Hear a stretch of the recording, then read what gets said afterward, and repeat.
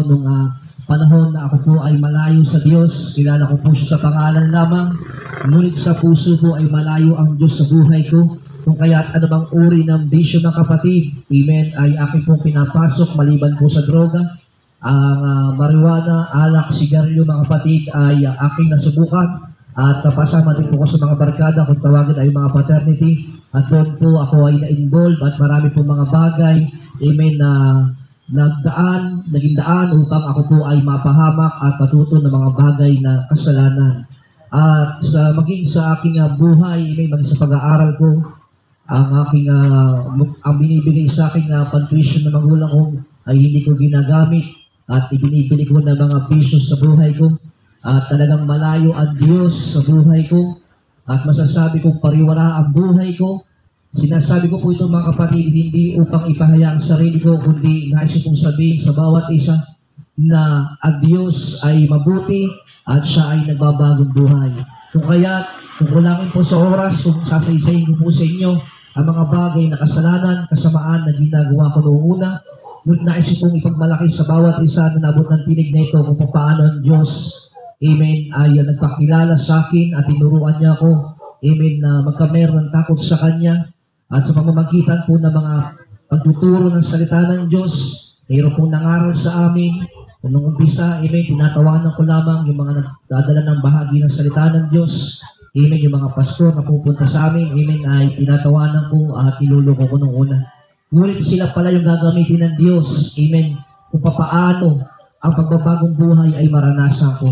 Kung kaya't sa hapong ito, amen, salamat dahil yung mga taong ito na nangaral, nagpagal, amen, nangaral ng salita ng Diyos sa aking buhay, amen, ay doon po nagpasimula na unti-unti na po na ang Panginoon ay pumasok sa buhay ko at nagsimula na alisin ng Panginoong Hesus ang mga kasalanan na sa aking buhay.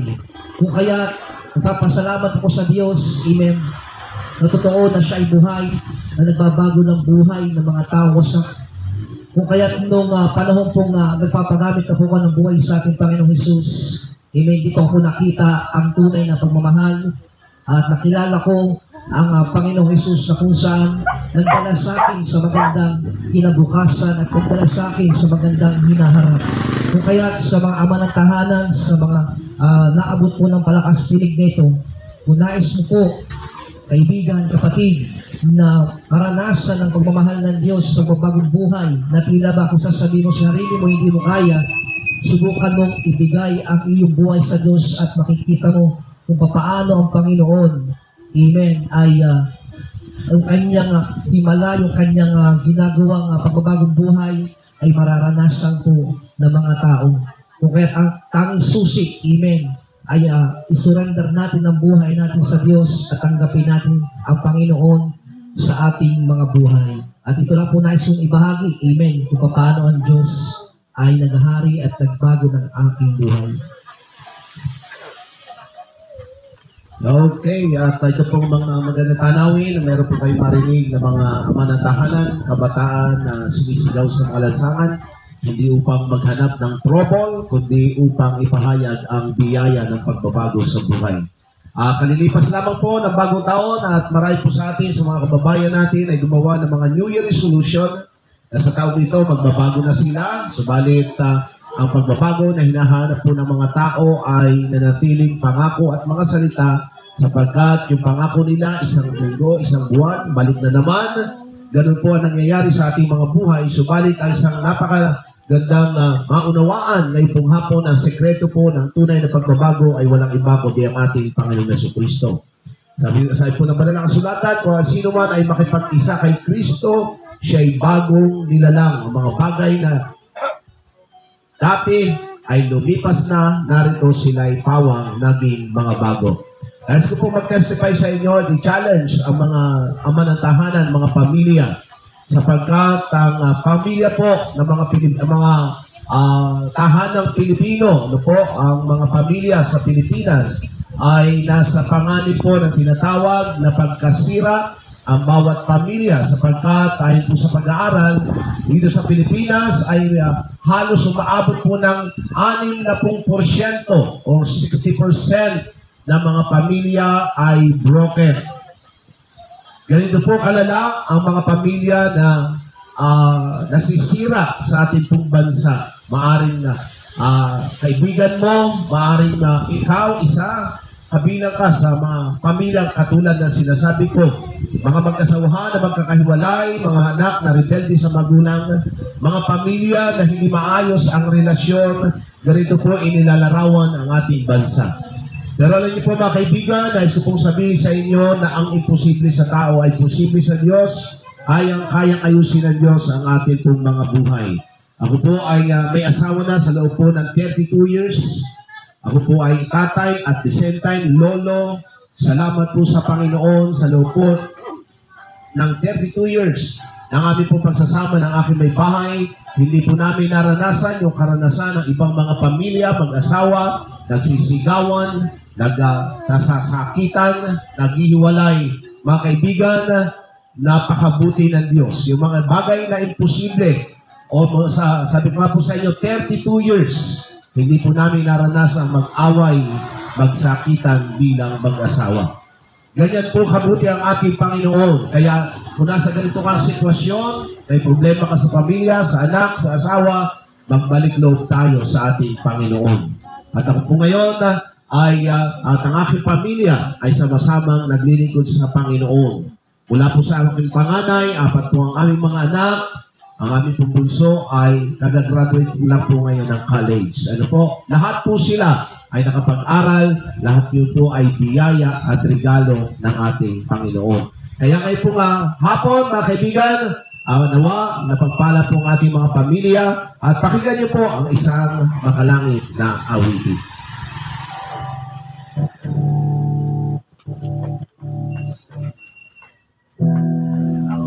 Pakinggan niyo ang awitin.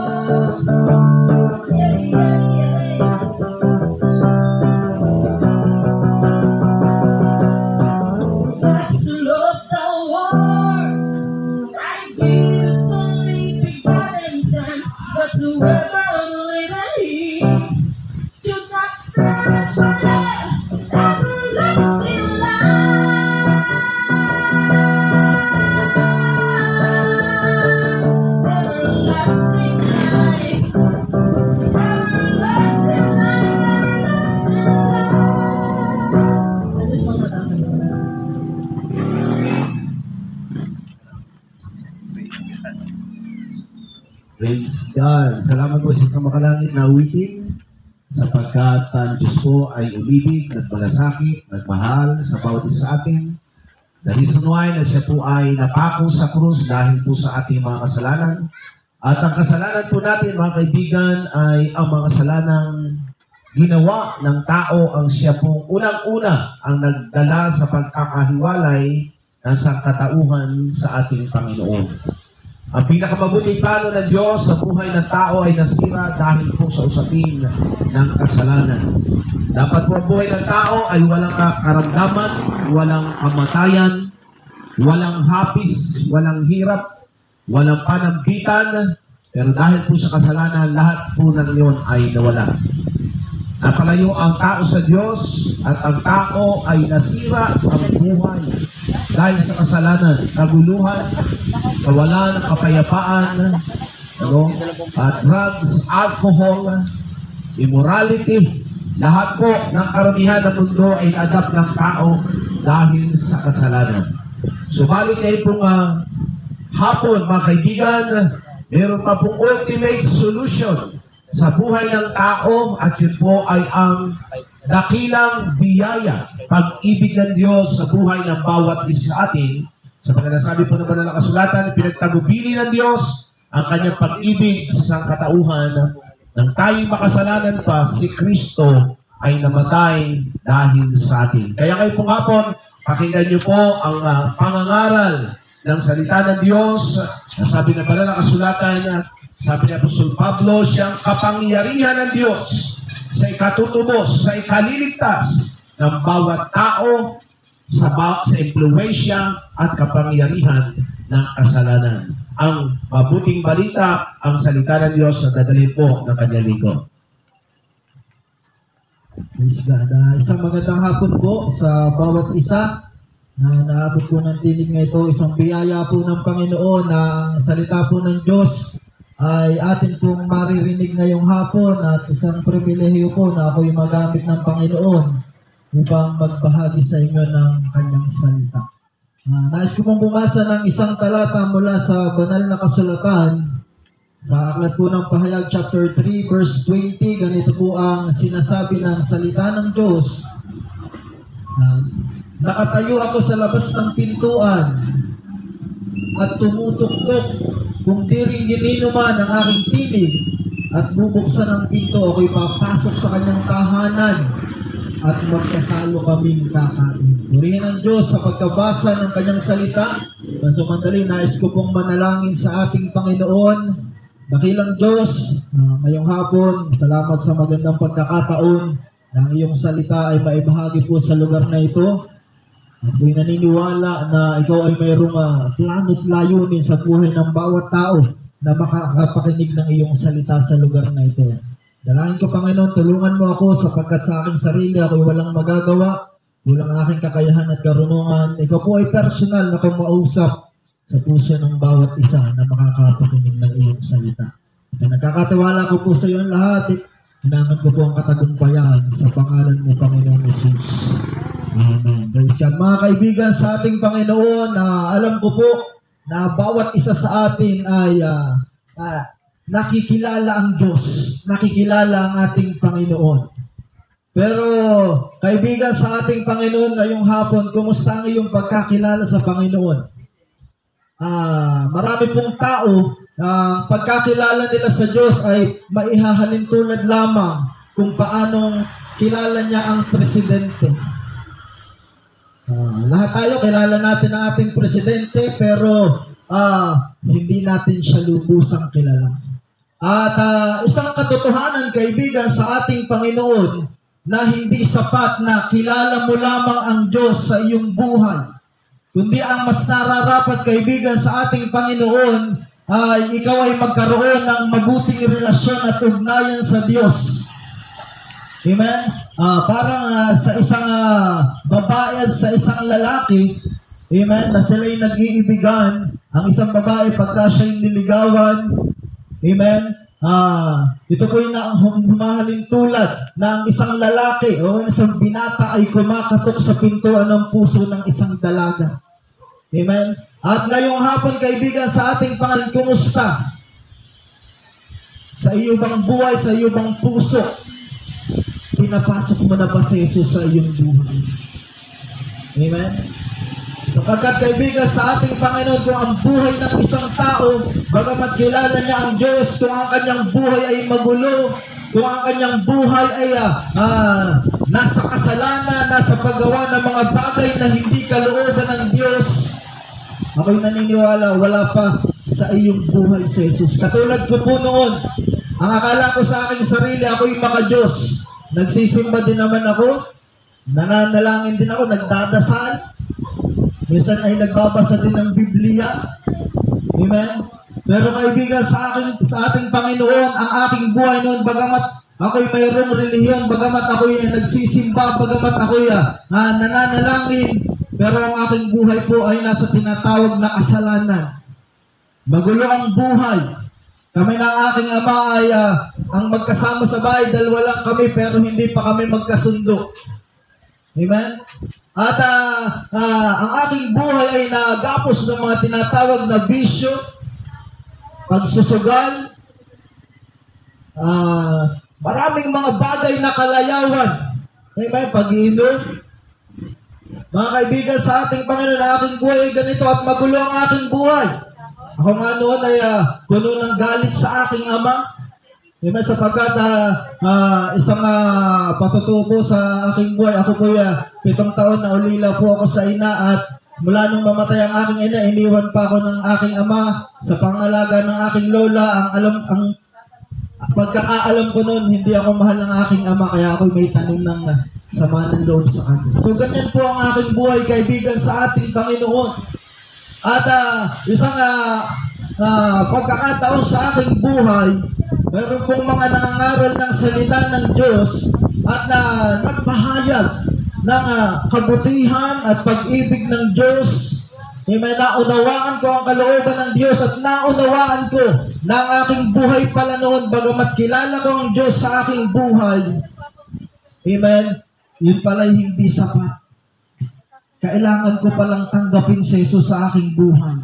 Kailangan ko pala na papasukin si Jesus at paghariin sa aking buhay. At ngayong hapon, ito po ang sinasabi ng salita ng Diyos. Maaring ang iyong buhay, ikaw ay nasa kalagayan na hindi mabuti. Marahil ikaw ay gapos ng kasalanan, gapos ka ng bisyo, gapos ka ng mga bagay na hindi kalooban ng Diyos. Marahil ang iyong buhay ay magulo, ang iyong sambahayan. Kaibigan, sa ating Panginoon ngayong hapon, narito po ang salita ng Diyos. Ang sabi ng salita ng Diyos, ang Diyos ay kumakatok sa pintuan ng iyong puso. Amen? At ngayong hapon, kung siya'y iyong pahihintulutan na siya'y pumasok sa iyong buhay, kaibigan, kung magulo ang buhay mo sa mga oras na ito, ikaw ay punong-puno ng problema. Mga bagay na bumugulo sa iyong isipan, kaibigan, nais kang tulungan ni Jesus. Amen? Sapagkat sabi sa talatang aking binasa, kung siya'y iyong papapasukin, siya'y hahapong kasalo mo. Amen? Kaibigan, sa ating Panginoon, ang tinatawag po na ito po'y humaling tulad. Ibig sabihin na siya ay kakain kasama mo. Ano man ang ihain mo sa Panginoon. Amen? Kumbaga, ano man ang ihain mo, kasama mo siyang kakain. Ibig sabihin, kaibigan, sa ating Panginoon, anumang kalagayan mo sa iyong buhay, sa mga oras na ito, Kung si Jesus ay tatanggapin mo sa iyong puso, papapasukin mo sa iyong buhay, anumang kalagayan mo sa oras na ito, ikaw man ay may mabigat na problema, marahil ikaw ay mayroong karamdaman, marahil ikaw kaibigan sa ating Panginoon, ay nais mo na ikaw ay makalaya sa kasalanan, sa bisyo, marahil ikaw ay alipin ng droga, ikaw ay nahihirapan na at alam mo sa sarili mo, gusto mo nang makalaya sa ganitong uri ng buhay, kaguluhan, kaibigan sa ating Panginoon. Ito ang oras na dapat mong tanggapin ng Panginoon sapagkat siya ay mayroong malaking magagawa sa iyong buhay. Sa totoo lang, kaibigan sa ating Panginoon, dati akala ko ang pagbabago ng buhay ay nasa sarili ko lamang. Ako ang magbabago ng aking buhay. Pero kaibigan, maraming pagkakataon po, katulad ng sinabi ng MC kanina, marami ko ring beses na sinubukan na baguhin ang aking sarili. Gumagawa ako ng mga New Year's resolution. Nais kong mabago din ang aking buhay. Pero kaibigan, ako po'y bigo sa aking sariling kakayahan. Pero kaibigan sa ating Panginoon, simula nung tanggapin ko si Jesus sa aking buhay, yung mga bagay na imposible, mga bagay na hirap ako na makawala noon, katulad ng bisyo, paninigarilyo, pagsusugal. Kaibigan, nung tanggapin ko si Jesus sa aking buhay, ako po'y nakalaya. Pinalaya ako ng Panginoon. Amen? Ganon din sa sama ng loob sa aking tatay. Matagal na panahon na ako'y inalipin ng galit sa aking puso. Pero kaibigan sa ating Panginoon, nung tinanggap ko si Jesus sa aking buhay, tinulungan niya ako, nakalaya ako sa sama ng loob. Amen? Kaibigan, maraming bagay na ginawa ang Diyos sa aking buhay at katulad sa mga nagpatotoo kanina, ang lahat ng bagay na bago ang kanilang buhay, kaibigan, simula nung papasukin nila si Jesus sa kanilang buhay, simula nung tanggapin nila si Jesus, at simula nung sila ay magkaroon ng relasyon at ugnayan sa Diyos. Ngayong hapon, kaibigan, nais kitang tanungin ng isang tanong, kaibigan. Kumusta? Kilala mo ang Diyos, pero meron ka bang relasyon at ugnayan sa Kanya? Diba? Kung alam mo sa iyong sarili na malayo ang iyong buhay sa Diyos, ngayong hapon, ito ang pagkakataon. Amen? Sapagkat si Jesus mismo ay kumakatok sa iyong puso. Amen? Ang tanong lang ngayong hapon, kaibigan sa ating Panginoon, tatanggapin mo ba siya? Pahihintulutan mo ba siya na mayroong gawing dakilang bagay sa iyong buhay? Kung ito, kaibigan, ang nais mo sa iyong buhay ngayong hapon, hindi po gaanong mahaba ang pangaral ng salita ng Diyos na ipaunawa ko po sa inyo ang magagawa ni Jesus kung siya'y tatanggapin mo sa iyong buhay. Kaya ngayong hapon, kung ikaw ay nagdidesisyon na tanggapin si Jesus sa iyong buhay, maaari mong itaas ang iyong kanang kamay bilang tanda na tinatanggap mo nga ito. Amen? Kaibigan sa ating Panginoon, isang bagay na dakila na maaring gawin ng Diyos para sa iyong buhay, higit sa lahat ay ang kaligtasan. Amen? Ito po ang pinakamahalagang bagay na pwedeng ibigay ng Diyos sa iyo. Amen? Mahigit 2,000 taon na ang nakakaraan, si Jesus ay naghandog ng kanyang buhay doon sa krus ng Kalbaryo. Amen? Sapagkat ang nais ng Diyos, hindi ka lang magkaroon ng maayos na buhay sa mundong ito, kundi higit sa lahat, ikaw ay magkaroon ng tinatawag na kaligtasan o buhay na walang hanggan. Sapagkat ang buhay po sa mundong ito ay pansamantala lamang. Sabi nga, ito'y parang singaw na dagling lumilitaw at pagkatapos ay nawawala. So ganyan po ang buhay. At kaibigan sa ating pagkatapos ng buhay sa mundong ito, mayroon po tinatawag na kabilang buhay. Amen? Kaya patutungo ang iyong kaluluwa pagkatapos ng kamatayan mo sa mundong ito. Amen? Siyempre, ako'y naniniwala, gusto natin lahat ay sa langit. Amen? Ito rin ang gusto ng Diyos, kaibigan ko sa ating Panginoon. Amen? At isang bagay po na napakadakila, tayo po ay makasalanan at sabi po ng Biblia, ang makasalanan ay mapupunta dun sa dagat-dagatang apoy. So, ibig sabihin, lahat po ng tao ay nagkasala at nararapat na maparusahan. Pero sa kabutihan po ng Diyos, kagaya po ng awitin kanina, sapagkat gayon na lamang ang pag-ibig ng Diyos sa sangkatauhan, sa sanlibutan. ibinigay niya ang kanyang kaisa-isang anak upang ang sino mang sa kanya'y sumampalataya ay hindi mapahamak kundi magkaroon ng buhay na walang hanggan. So ito po ang nais ng Diyos. Amen? Dalawang bagay na ito, kaibigan. Nais ng Diyos na magkaroon ka ng maayos na buhay sa mundong ito.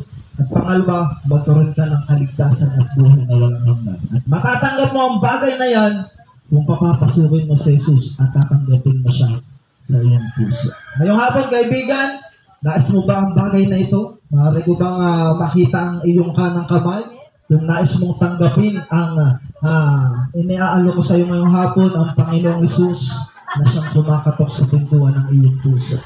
Amen. Nais mo ba ito, kaibigan, sa ating Panginoon? Salamat po, Tatay, nakikita ng Diyos. Amen. Kayo po dyan? Amen. Praise God. Salamat po sa mga nagtataas ng kamay. Kayo po. Amen. Praise God.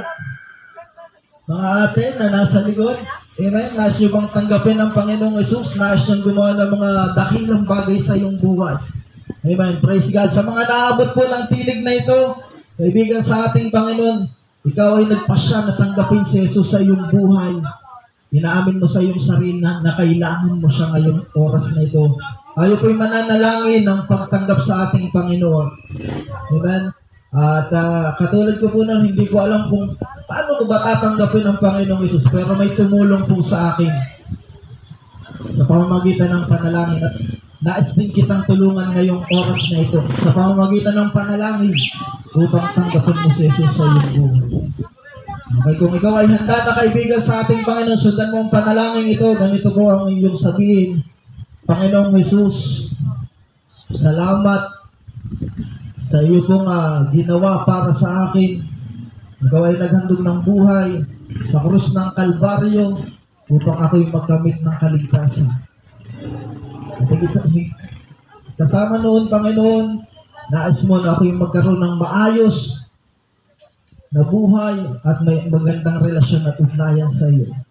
Kaya ngayong hapon, ako po'y nagpasya sa aking sarili. Binubuksan ko ang aking puso. Inaanyayahan kita na pumasok at maghari sa aking buhay.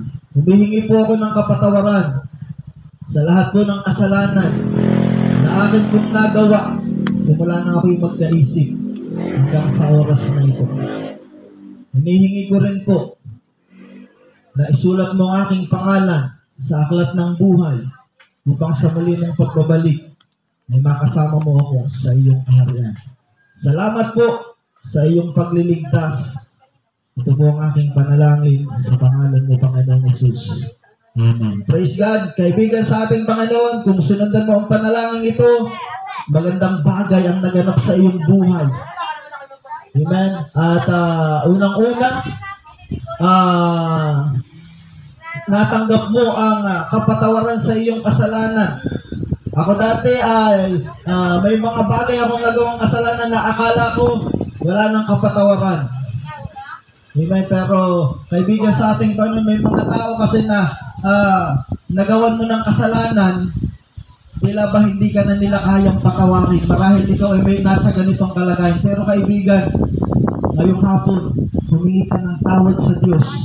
At Diyos ay hindi kagaya ng tao. Sa Diyos, pag ikaw ay seryosong humingi ng tawad, amen, ikaw ay kanyang patatawarin. Kaya ngayong hapon, humingi ka ng tawad sa Diyos. Amen. Tandaan mo ang katotohanan ito, pinatawad na ng Diyos ang iyong kasalanan at hindi na niya ito aalalahanin pa. Amen. At kaibigan sa ating Panginoon, hindi lamang iyon, hindi ka lamang pinatawad ng Diyos sa iyong kasalanan. Ang higit sa lahat, pinakamagandang bagay na natanggap mo ngayong hapon, ikaw ay inaaring anak ng Diyos. Sabi ng banal na kasulatan, nasabi na rin kanina ng MC, kung tinanggap mo si Jesus sa iyong buhay, ikaw ay inaaring anak ng Diyos. At kung ikaw ay anak ng Diyos, kaibigan sa ating Panginoon, ikaw ay tagapagmana. Diba? Anong mamanahin natin? Ang pera, ang mga lupain, amen? Bonus na lang yan. Amen? Kung ikaw ay pagpalain ng Diyos ng mga ganitong bagay. Amen? At ang totoo niyan, hindi naman matagal na panahon na hahawakan natin ang mga bagay na yan. Yung mga temporal lamang. Amen? Panandalian lamang yan. Dadaanan lamang natin yan. Pero kaibigan sa ating Panginoon, ang pinakamahalagang pamana ng Diyos bilang ikaw ay kanyang anak, ngayong hapon ay ang tinatawag na kaligtasan o buhay na walang hanggan. Amen? Ngayong hapon, mayroon kang kasiguraduhan na kung ikaw ay babawiin ng Diyos ang iyong buhay, amen, ikaw ay tagapagmana na ng buhay na walang hanggan. Pero kaibigan, hindi po yun dito natatapos. Tinanggap mo ang Panginoon, kailangan mo itong ingatan sa iyong buhay. Hanapin mo ang kalooban ng Diyos sa iyong buhay. Magsikap ka na sundin at ang kalooban ng Diyos at makapagbigay kaluguran sa ating Panginoon sa iyong buhay. So yun lamang po ang aking may babahagi at nais ko kayong ipanalangin. Dakilang Diyos at lahat po ng mga tumanggap sa iyo ngayong hapon ay kong dalangin na tulungan mo sila na makapagpatuloy na maitatag ang mabuting relasyon at ugnayan sa iyo. Dalangin ko, Panginoon, ng bawat isa. Nakikita mo ang kanilang kalagayan, kung sila po'y may mga problema at suliranin, bigyan mo ito ng kalutasan sa kanilang buhay. Kung sila po'y may mga karamdaman, bigyan mo po ito ng kagalingan. Ano man po ang kanilang pangangailangan sa mga oras na ito, nakikita mo po sila at tagpuin mo po sila, Panginoon. Ang hindi ko po nagawa at nasabi, ikaw po ang magpuno sa kanilang buhay. Salamat po sa iyong ginawa na at gagawin pa. Ito po ang aking panalangin sa pangalan mo, Panginoong Jesus. Amen. Binabalik ko po ang microphone sa ating MC.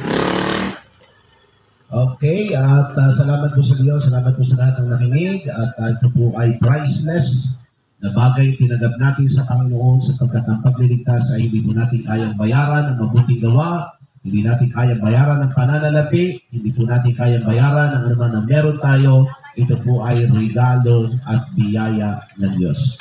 Kaya pagpalay po tayo ng Panginoon, kami po ay nag-aanyaya sa inyo sa isang libre paglilingkod. Dito lamang po ang aming simbahan, The Father's House Christian Fellowship. Malapit lang po dito. At meron po kami gagawin mamaya na Healing Crusade. Sa lahat po ng mga may karamdaman, inaanyayahan po namin kayo. At ano man po problema, ilapit po natin sa Diyos. Kahapon po, may pinag-pray po ako at nag-text po sa akin kanina. Lahat po ng pamamantala at pamamaga, pangangati ng kanyang katawan ay nagpapasalamat po siya sapagkat pinagaling siya ng ating Panginoon.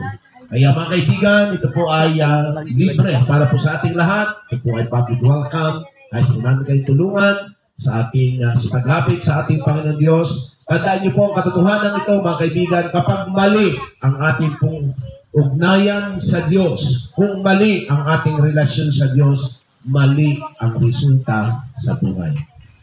Kaya kung tayo pinabubuhay sa moralidad, kahalayan, bisyo, kaibigan, may dapat ituwid sa ating relasyon sa Diyos. Sapagkat, nasabi ng ating Panginoon, hindi naman tayo tagapakinig ng kanyang salita.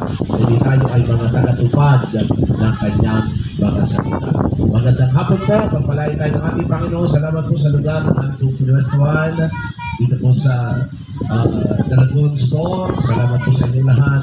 Pagpalain tayo ng ating Panginoon. Invited po namin kayo mamaya 6:30. Salamat po ng Father's House Christian Fellowship. Pagpalain po tayo ng